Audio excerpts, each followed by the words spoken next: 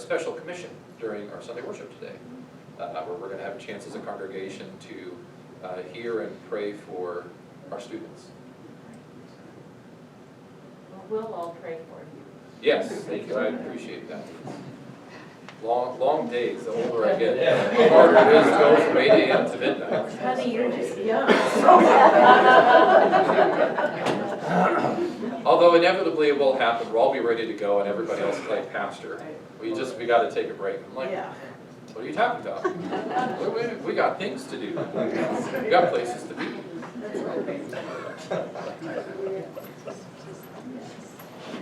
Any other questions about the gathering, though? I hope this is kind of helpful for you to practically see what our students and myself are going to be having over this next week here.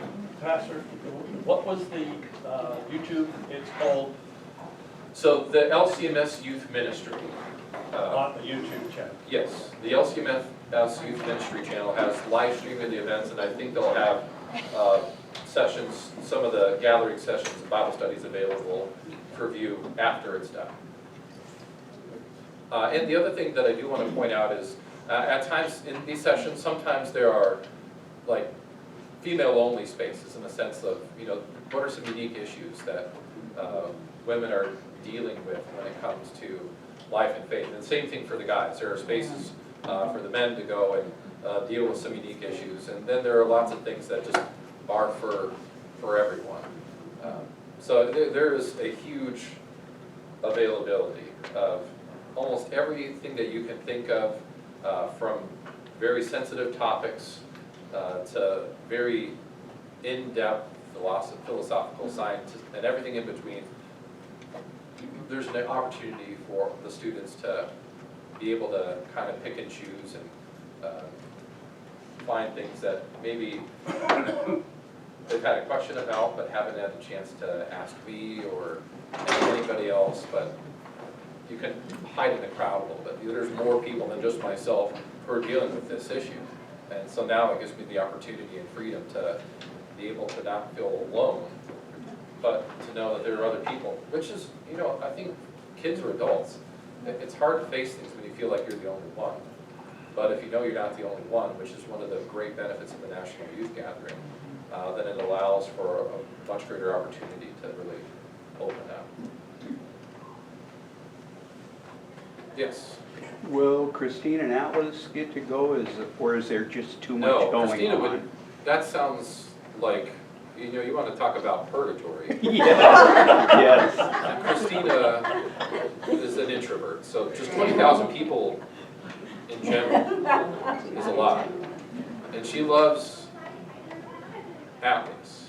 And she's not a fan of a lot of strange teenagers, 20,000 teenagers. Which is understandable. I know teenagers who would not be a huge fan at times of 20 other thousand teenagers. But no, they are not going. And frankly, that's not her. But I've been to two of these, and those teenagers are always very well behaved. They are. This is true. We always, collectively as a group, hear from the police and other crowd control folks at all these different places about how blown away they are by the positive impact and interactions they have, whether it's in the hotels, whether it's the public, servants that are there.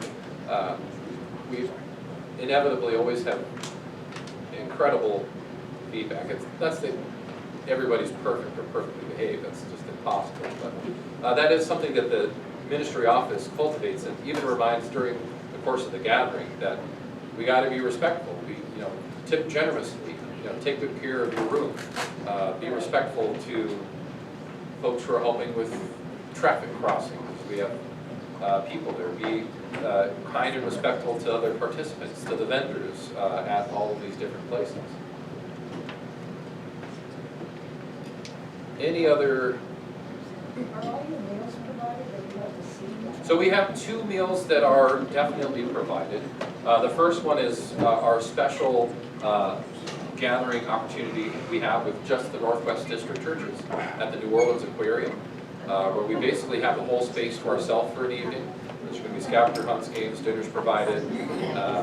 And then there's a meal provided on our work day, our lunch is provided for with that. And I think there might be one other one. But generally speaking, this is a great opportunity to experience the local food and culture.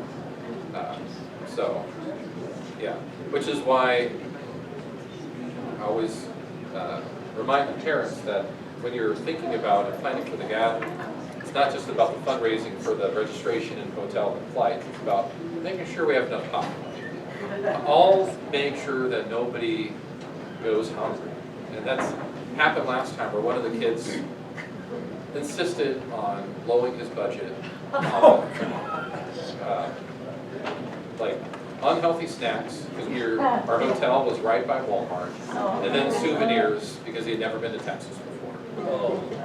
And so there were a couple of times where I had to help him out with the meal towards the end, because all he had in his room was a little bit left of Oreos and chips. Maybe he learned something from it. I'll just put it this way, his mom is now one of the adult helpers for this now.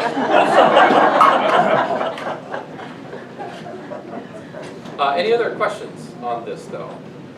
And our youth are helping host our snacks for this morning. We're going to have a free will offering because we've still got a little ways to go.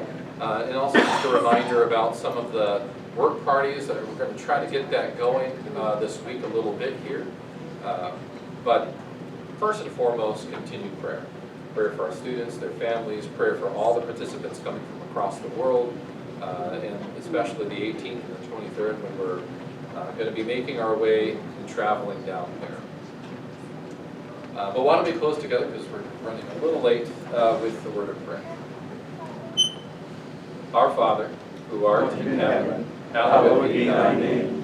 Thy kingdom come, thy will be done, on earth as it is in heaven. Give us this day our daily bread, and forgive us our trespasses, as we forgive those who trespass against us. And lead us not into temptation, but deliver us from evil.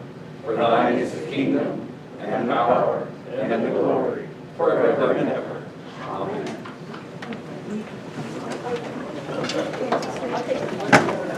So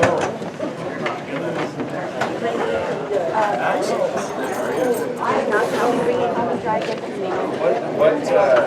heard the medication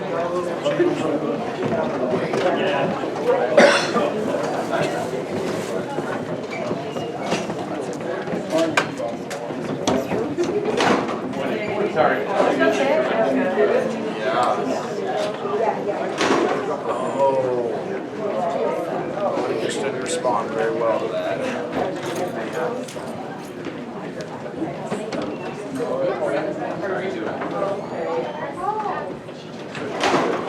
Just stretching.